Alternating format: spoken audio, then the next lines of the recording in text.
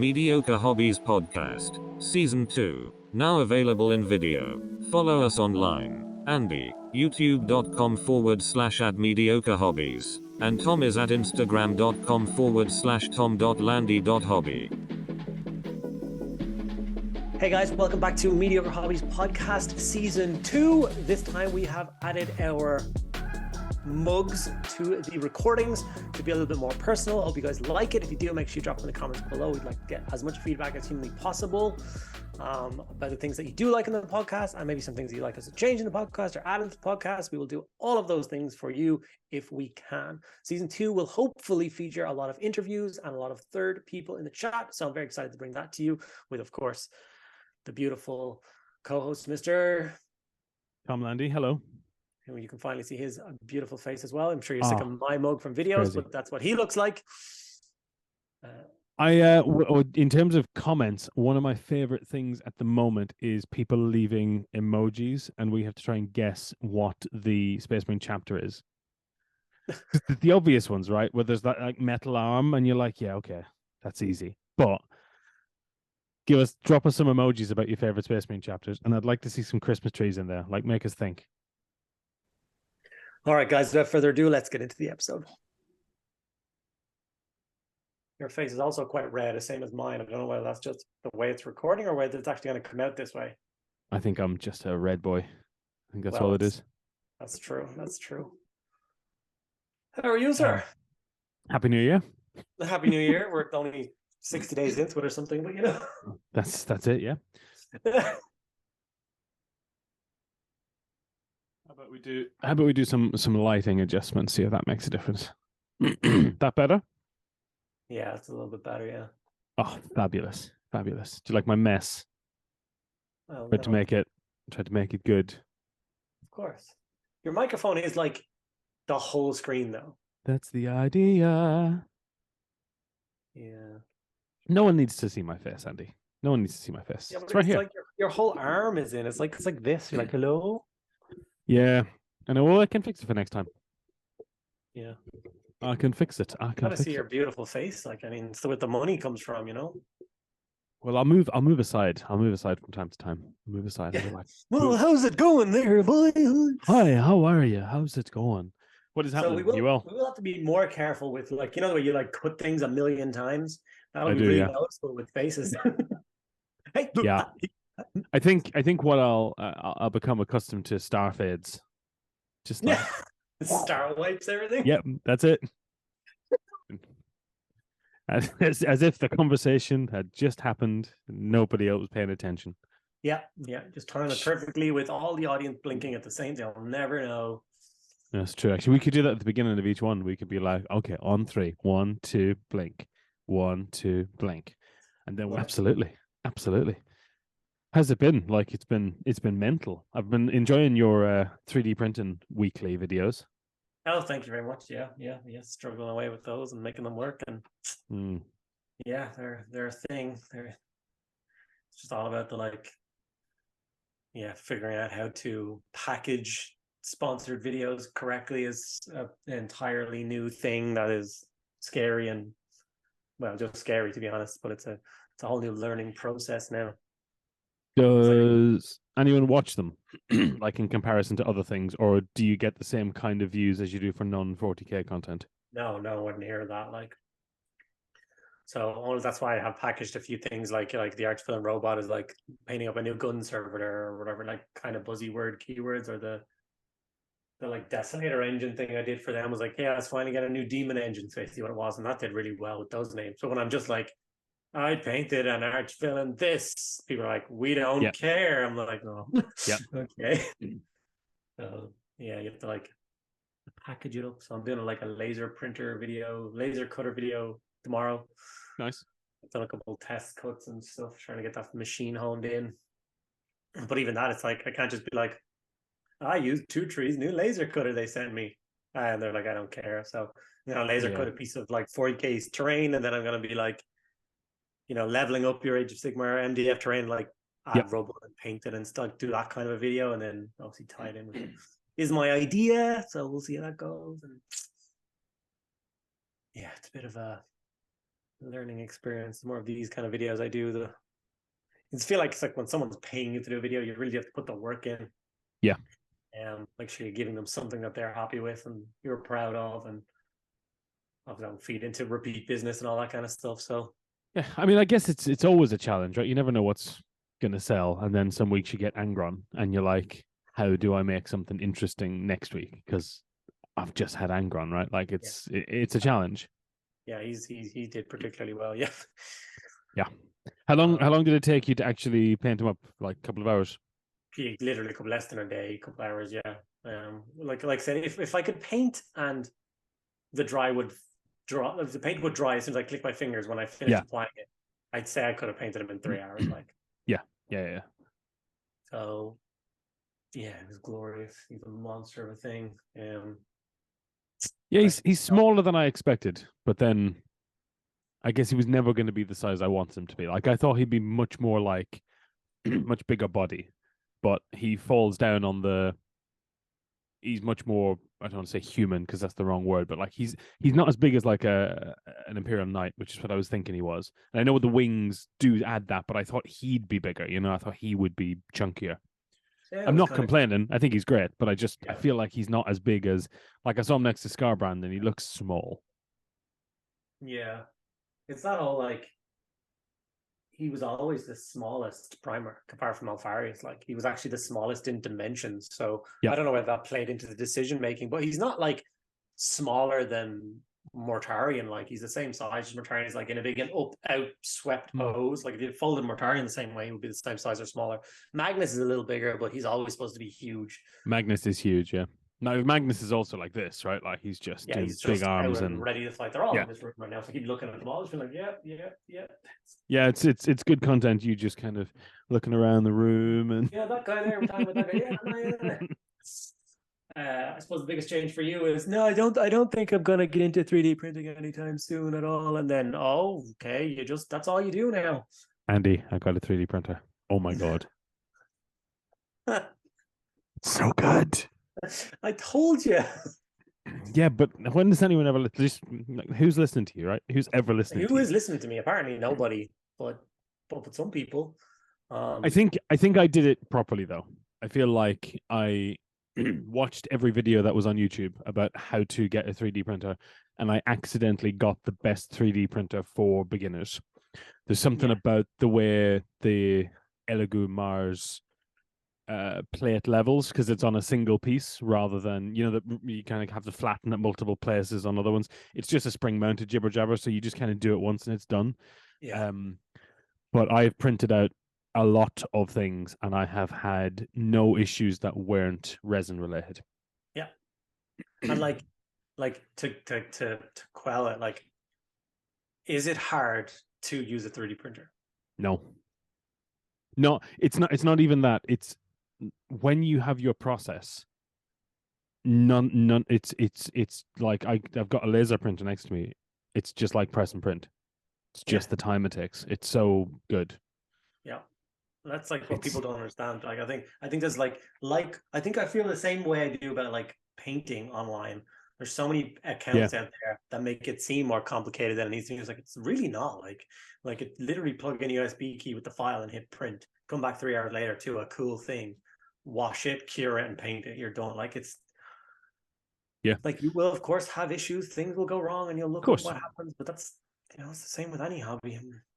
And once you've learned to fix it once, then all of a sudden it becomes a 2-second job to fix it again. Really good, Andy. It's really, really good. You went in pretty hard. Like I print off parts. You printed off a Warhound. What? Can you see you holding it? In the pictures it looks smaller than it should be. Yeah, that's a like you that I yeah, that's just a Warhound Titan. Yeah, do you want or somebody else? Yes. Yeah. So I've actually printed two. Well, this was the first one, and this was like, can I do it? Right. So because it's stupidly big. Everything about it is too big, right? You look at the build plate on the printer and it's smaller than this iPad, right? So it's a small build plate. Same size as mine. Yeah. but then you try and do something crazy, and you're working in depth more than anything else. So like you press something and it's 9 hours, and it's awesome. But for scale, this is a legitimate Forge World tank. Remember the one we talked about before that someone was getting rid of?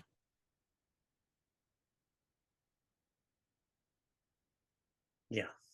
Like it's mental. I've got the baby is here in like 43 days, and so the guy whose wife set me up with my wife, we were visiting them at Christmas, and they've got a 4-year-old, and he's just grown bigger than the car seat they had. Yeah. And he was like, just take it home. So we took it home with us, and I was like, I'll give you something. And I know him from working in Games Workshop. Yeah. He was a customer. And so I was like, well, how about I could do this. I could print one of these if you want. And he was like, I don't want that. And I said, yeah, but what if I printed it anyway? And he was like, all right then. And then I printed it and I painted it. And it's massive. It's brilliant. And I don't have anything like that because I don't want it. I'm never going to use it. Like I don't need Forge World stuff like that, right? I understand the desire to have it and but there was this 1 week before I moved upstairs to this office where I just would walk into the room and I'd be like, oh, there's a Warhammer Titan. And I was just like, every time I walked in, they'd be like, oh my God, where'd that come from? Yeah, it's mad. And like, I think the thing about it is I'm not interested in printing stuff I can get. So I'm not going to print Primaris Marines. I'm not going to print Chaplains, but I am going to print all the bits. And I feel like this I needed to do to understand how crazy it was, to understand what I could do with it. And the thing about it for me was not only now can I do that, but a guy I've known since I was 15. We played Warhammer together in Drogheda forever. He was, as soon as he saw it, he was like, can you print me one? And I said, yeah. He's got a knight army. I think he's got 2 other Warhounds from Forge World, and he just wants to convert one. But like the one behind you, you're never going to convert that, right? You build it and you're done. You're never going to touch it. And so for him, it's like what can he do with this that he doesn't have to worry about it?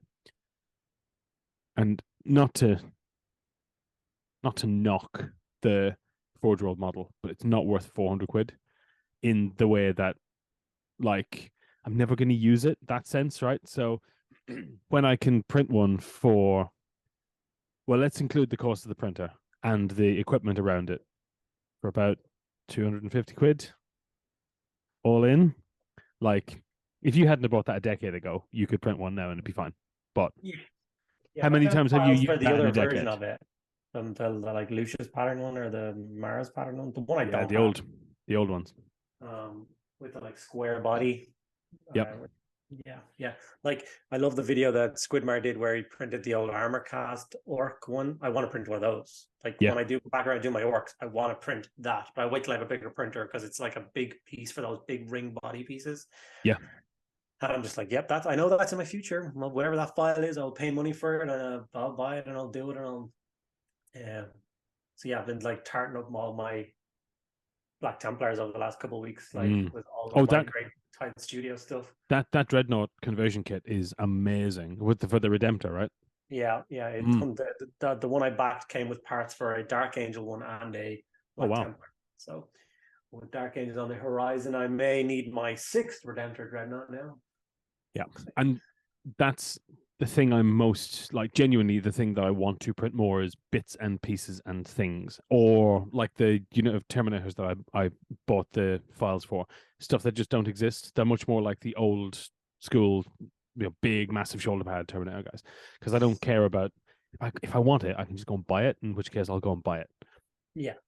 But if I can't get it, especially like there's like some weird, like none of the ones that are like printable that are going to stay up being printable because they're not close enough are that nice. Yeah. So it's I know, yeah. And I've seen loads of like fake Rogel Dorns since the Rogel Dorn came out. Some of them are really good, but then just I don't like the Rogel Dorn because I think it's too different. I haven't seen it in person, but it looks too different to what I think of as a guard tank. And so but it's different when you've got one and you've painted it, like, I'm sure. But for me, when I'm just looking at it online, it just doesn't make sense, and I don't care about its I'm on the ass. I'm totally cusp of fine with getting a that. Its second ass. one. Yeah, well, you've got that commissar for it, right? So you know. Yeah, that's exactly what I've got, the tank commander that I made out of the kit. I'm like, he needs a tank. Like, I mean, what am I doing here? What absolutely. am I supposed to do with this?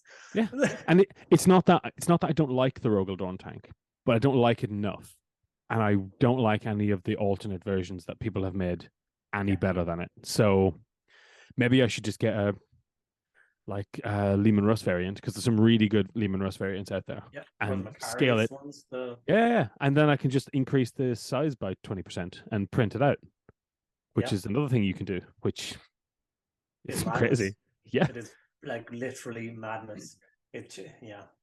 Like just more. Yeah, it's nuts. Like I'm dying to get into the 3D printed market properly, and that by that I mean have sponsors who want to send me 3D printers so I can do that side of it. Like, oh my god, I really want that. Like, I think that'd be so huge for the channel to be able to do that. Yeah. Like, for instance, I think it's like you just got to get your foot in the door. Like, since I did the one video for the laser cutter, now every week I'm turning down laser cutters. I'm like, I don't want it. I don't want it. I don't want another one. No. Yeah. Like, I took this one, 2 trees. This was the second one someone sent me. Yep. And this is a 2 trees laser print. It's really good quality. It's amazing. And they also do 3D printers. So maybe I do a good job for them on this. Like, oh, maybe we can work. But I think it's like once I do one video where someone sends me a printer, like, because like even the first people who I was super nervous about, like the Otar Laser Master 3 one that I did, I was like, I don't know if I did a good job for them. Like, it didn't get 1 million views or whatever. They came back and were like, we've got another one out. Do you want it? I was like, no. Like, I got into it at the exact moment where everyone was moving away from alcohol and into methylated spirits as well. Like, that seems to be a really new thing to wash your prints. Yeah, it's what I've been using because it's easier to get than. Yeah, it's one of those. Another thing, like, I think if anybody is, I wish people did like more due diligence. So, like, for instance, I've done it all. I've literally watched. If you did a video, you would be like, okay, here's what you use to wash it.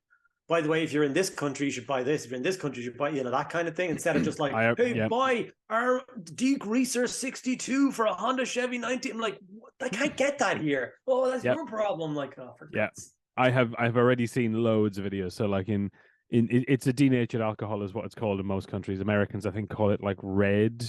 Yeah, they just have spirit. A buzzword for it. Yeah, but it's crazy, like absolutely crazy. But I feel like I got into it at the exact right time, and there's been enough. I mean, all the 3D printers are also exactly the same. Like under the hood, it's the same kit from the same companies, right? And that's why Chitu Box is the one that works on all of them, because they wrote the software once and everyone just built a box around it. Yes, like it's not crazy technical. It's not nearly as complicated as people think. It is an LCD screen and a lifter. Like, that's literally all it is. It's a movie that plays on a screen for 9 hours and lights up different bits and cures. Like, that's all it is. Yep. It is not complicated. And once you break down that barrier, like I had one where I was afraid it would leak. It had leaked inside of this one.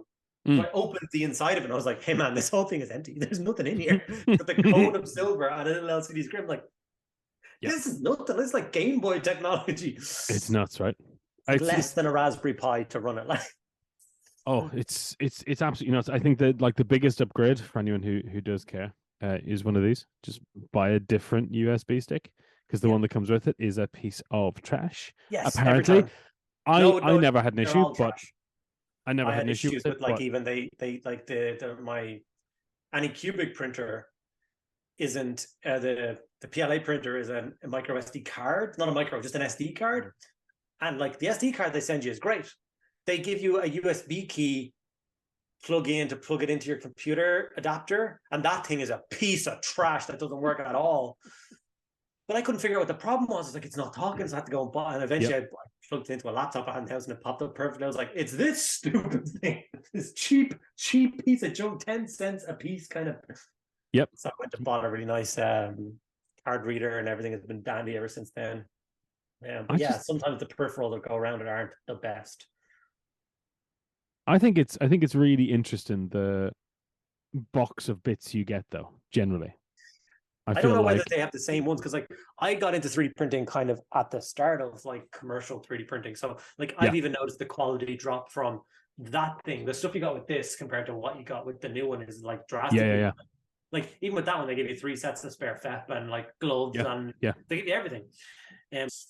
But I've been pleasantly surprised. I think that considering the investment of like 150 euros for the printer and the little curing cylinder station. I have, plus some plastic and some methylated spirits and some resin, like, I mean, it's just unbelievable. And I also do not, I mean, other than for larger beds, which you need a higher resolution for, I don't think you need 4K. Like, go on, say goodbye. Okay, guys, that brings a close to episode 1 of season 2 of the Mediocre Hobby podcast. I hope you guys enjoyed it. If you did, make sure you do all the normal things like comment, subscribe, follow if it's on a different platform. And I can't wait to talk to you guys in next week's episode.